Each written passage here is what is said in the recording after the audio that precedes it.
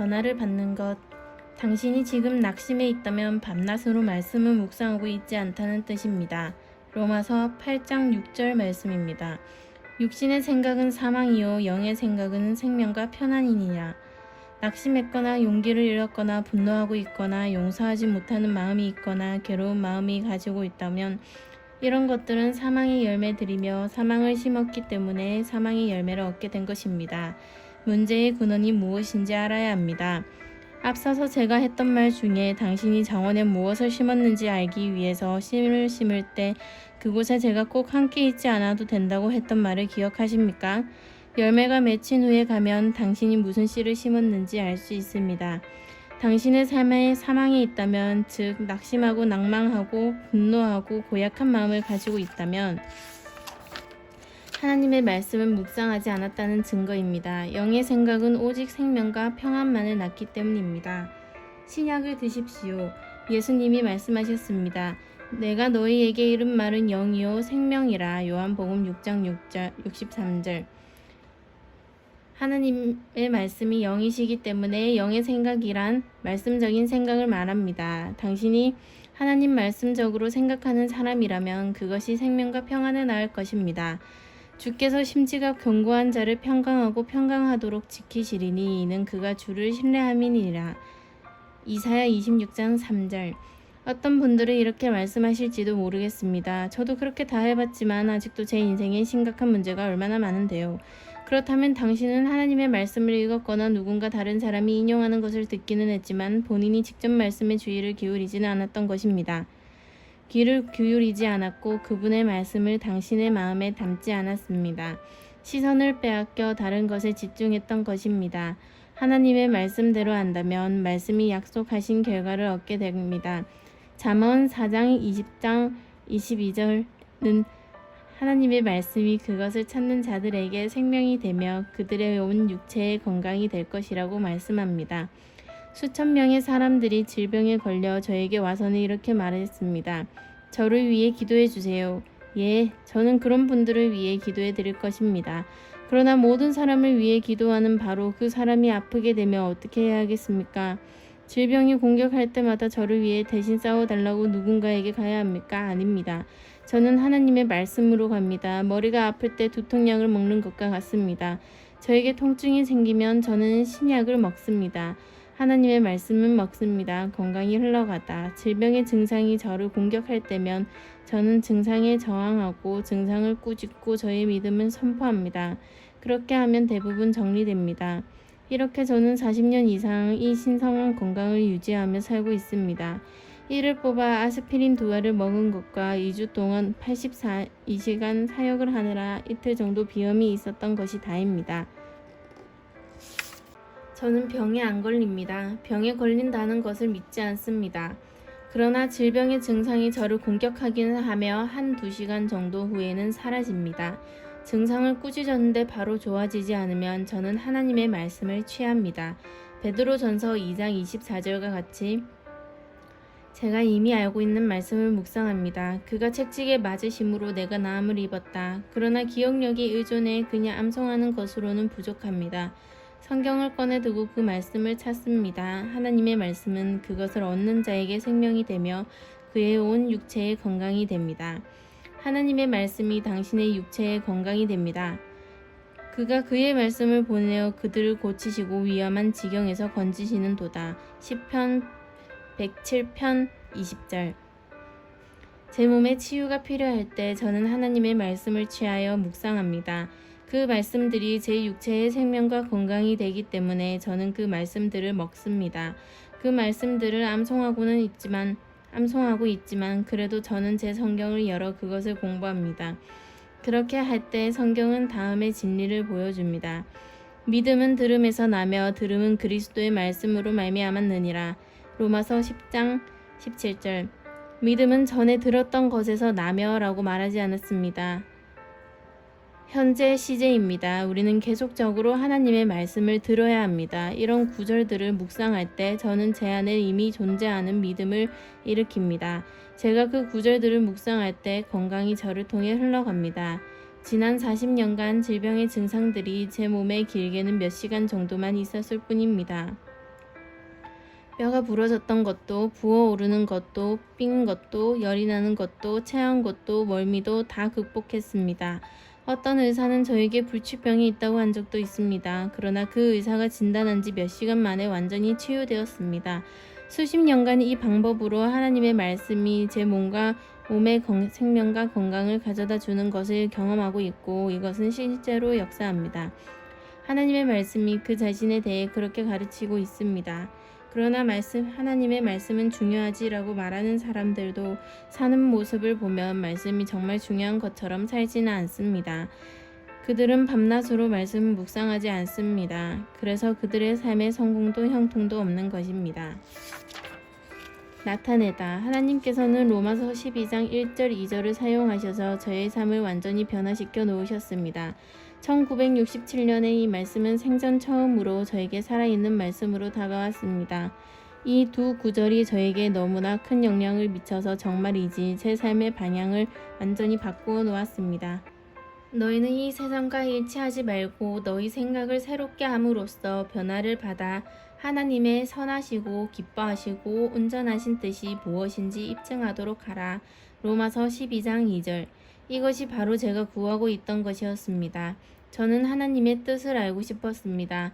그래서 입증하다의 뜻을 찾아보았는데 그것은 실제적인 감각으로 알 수 있게 나타내다라는 뜻이었습니다.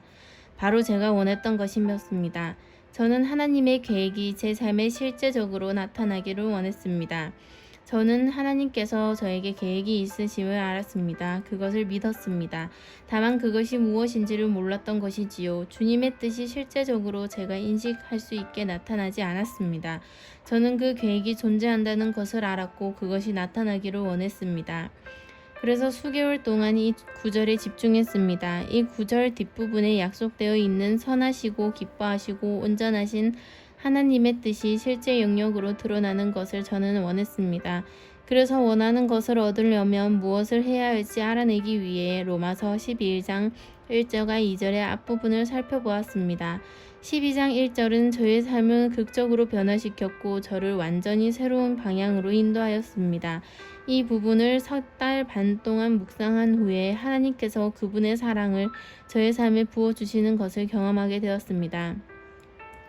이 일은 1968년 3월 23일에 일어났고 제 삶의 방향을 바꾸어 놓았습니다. 그 이후로 저는 완전히 변화되었습니다. 그 경험이 중요하긴 했지만 그 후로 하나님의 말씀에 대한 저의 지식이 자라지 않았더라면 하나님을 만났던 그 경험의 유익도 잃어버리고 말았을 것입니다. 아마도 당신은 이런 생각을 하실 수도 있겠습니다.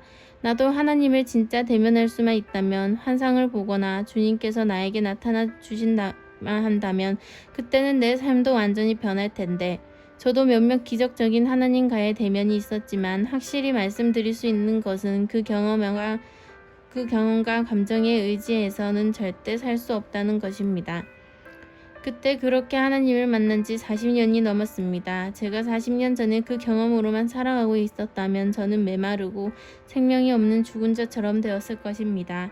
하나님과의 그 만남이 저를 깨운 것은 맞습니다. 저의 눈을 뜨게 하고 비전을 갖게 해주었습니다. 저에게 동기를 부여해 주었습니다. 좋은 경험이었으므로 그로 인해 하나님을 찬양합니다만 저의 삶은 진짜 바꿔준 것은 로마서 12장 2절입니다.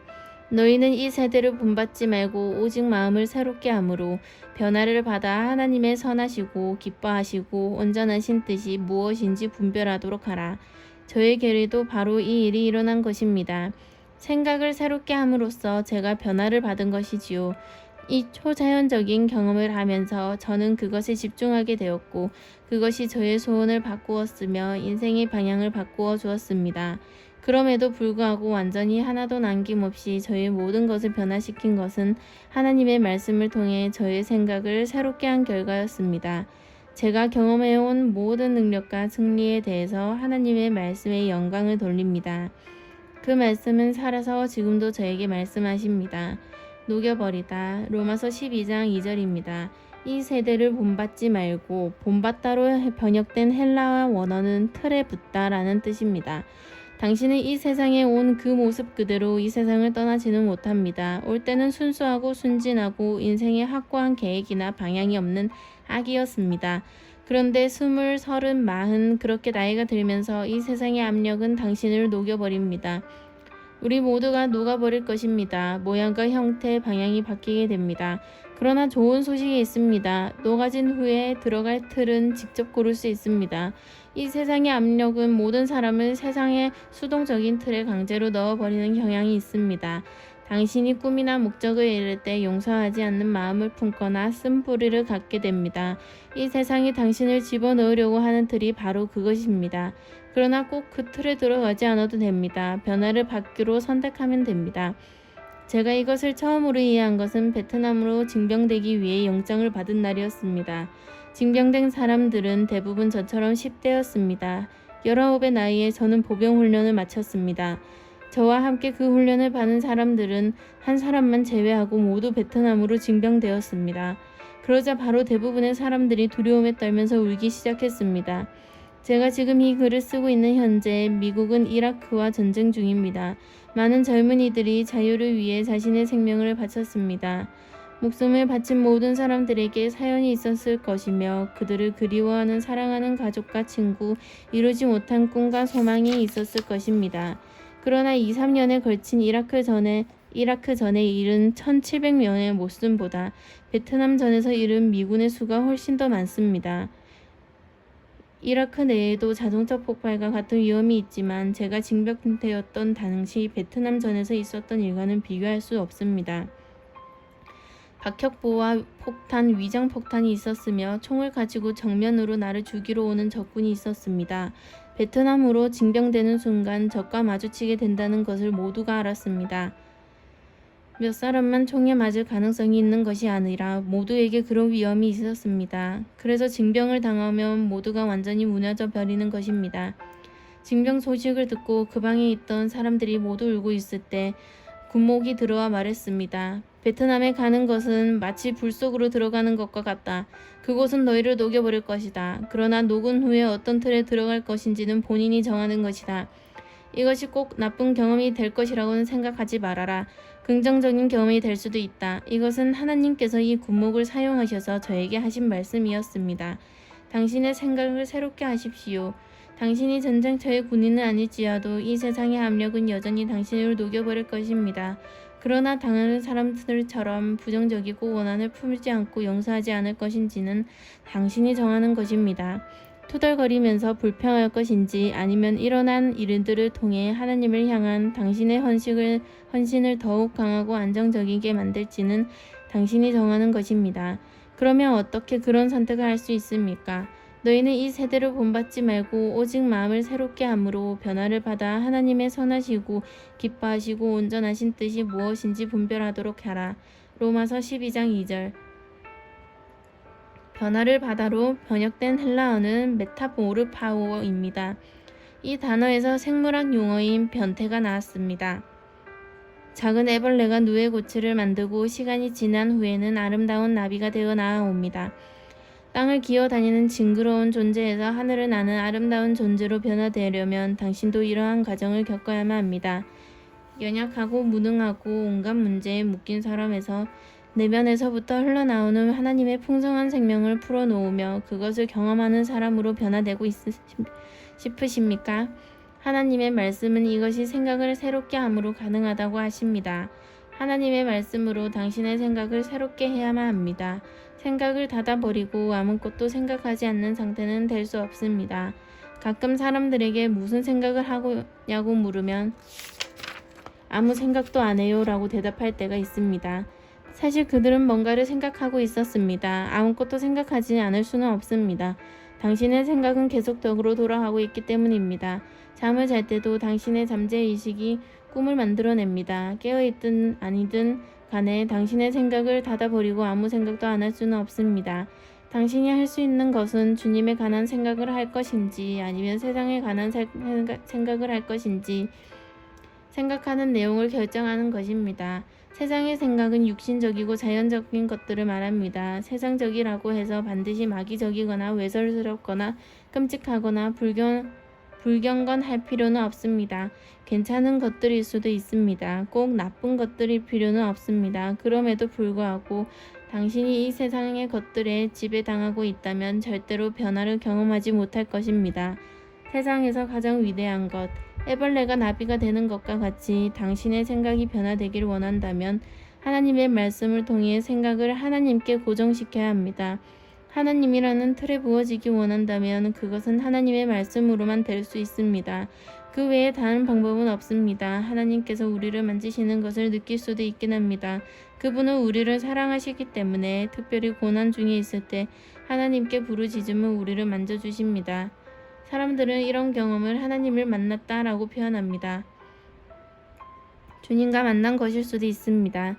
하나님께서 당신에게 말씀하셨고 그것이 당신의 삶에 큰 영향을 미친 것일 수도 있습니다.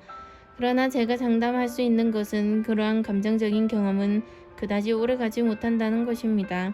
당신의 경험이 감정적인 단계에만 머무른다면 하나님과의 관계를 유지할 수 없고 변화는 단연코 이룰 수 없습니다. 당신의 생각을 새롭게 해야만 합니다. 오랜 기간 지속되는 변화를 경험하거나 당신의 삶이 바뀌는 것을 보고자 한다면 반드시 말씀으로 변화되어야 합니다. 생각을 새롭게 해야 합니다. 그건 너무 나를 구속하려 드는 것 아닙니까? 라고 항변하시는 분들도 계시겠지만 저에게 있어서 이거는 너무 멋지기만 합니다. 너무 간단한 방법이기에 저는 이 진리를 사랑합니다. 변화되기 위해 필요한 것은 오직 말씀을 주야로 묵상하는 것뿐입니다. 주님과 그분의 진리를 당신의 생각 안에 두십시오. 소위 막장 드라마를 묵상하지 마시고 하나님의 말씀에 당신의 생각을 머물게 함으로써 계속해서 말씀을 생각해 보십시오. 하나님의 말씀을 묵상함으로 당신의 생각을 주님께 고정시킨다면 노력하지 않고도 저절로 삶이 변화되기 시작할 것입니다. 사람들이 이것이 진짜라는 것을 믿기 힘들어합니다. 당신도 만약 그렇다면 해보기도 전에 거부하지 마십시오. 제가 해봤습니다. 저는 수천 시간을 아니 수만 시간을 하나님의 말씀을 묵상하며 보냈습니다. 나에게 말씀하시는 하나님의 음성을 들으며 하나님 말씀 안에 머무르는 것보다 더 도전을 두고 깨달음을 주는 일은 없습니다. 그러다 보면 갑자기 말씀에 나타난 원리나 말씀 속의 인물이 겪은 일들을 제 삶에 적용할 부분을 발견하게 됩니다. 그러면 하나님께서는 그분의 말씀과 저의 삶을 바로 연결해 주십니다. 세상에서 가장 위대한 일은 하나님의 말씀을 통해 하나님께서 저에게 직접 말하시는 것을 경험하는 것이라고 생각합니다. 목적이 아니라 열매. 그러나 많은 그리스도인이 하나님의 말씀에 대해 이렇게 생각하지 않습니다. 성경을 따분하다고 생각하지는 않아도 성경 말씀이 어떤 소설보다도 흥미진진하다고는 생각지 않습니다. 개인적으로 저는 하나님의 말씀에 담긴 주제들이 세상의 어떤 소설보다 뛰어나며 그 줄거리는 어느 누구도 생각해내지 못하는 것들이라고 생각합니다. 성경은 너무나 놀라운 내용으로 가득 차 있습니다. 그럼에도 불구하고 많은 그리스도인들이 그냥 책을 읽듯 성경을 읽으며 하나님께서 원하시는 만큼 그분께로부터 깨달음을 받기 위해 하나님을 만나지는 않습니다. 그들은 말씀을 통해 하나님과 함께하는 시간이 최고로 신나는 일이라고는 말하지 못합니다. 저는 제 생애 가장 기쁘고 신났던 일은 하나님의 말씀을 공부하면서 하나님과 단둘이 보냈던 시간이라고 진정으로 고백할 수 있습니다. 말씀은 묵상하다 갑자기 하나님의 마음과 연결되는 순간입니다. 말씀을 통해 하나님께서 저에게 하고자 하시는 말씀이 무엇인지 저는 압니다. 하나님께서 저에게 직접 계시를 주십니다. 저는 그것이 제 삶에 일어났던 일 중에 가장 위대한 일이었다고 진정으로 말할 수 있습니다. 저는 저의 아들을 포함하여 몇몇 죽은 사람들을 살린 경험이 있습니다. 하나님께서 저를 통해 위대하신 기적과 치유를 행하셨습니다. 이러한 일들이 놀랍지 않고 신나지 않다고 말하는 것은 아닙니다. 이런 일을 일으킨 것은 바로 하나님의 말씀이었고 또한 하나님 말씀을 통해 가졌던 저와 하나님과의 친밀한 관계에서 비롯된 것이었습니다. 이런 일들은 목적이 아니라 열매인 것입니다. 하나님의 말씀으로 저의 생각을 바꾼 것이 저의 인생을 바꾸어 놓았습니다. 변화되고 싶다면 그 길은 하나님의 말씀을 취하여 밤낮으로 묵상하는 것입니다. 말씀에 머무르십시오. 그러면 말씀이 당신을 변화시킬 것입니다. 얼마나 신나는 일입니까? 감사합니다.